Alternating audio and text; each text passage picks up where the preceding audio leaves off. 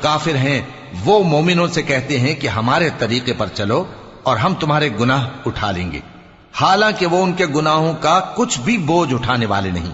کچھ شک نہیں کہ یہ جھوٹے ہیں، اور یہ اپنے بوجھ بھی اٹھائیں گے اور اپنے بوجھوں کے ساتھ اور لوگوں کے بوجھ بھی۔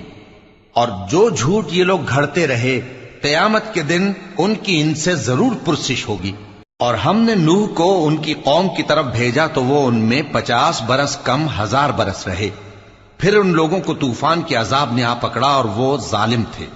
پھر ہم نے نوح کو اور کشتی والوں کو نجات دی اور کشتی کو اہل عالم کے لیے نشانی بنا دیا۔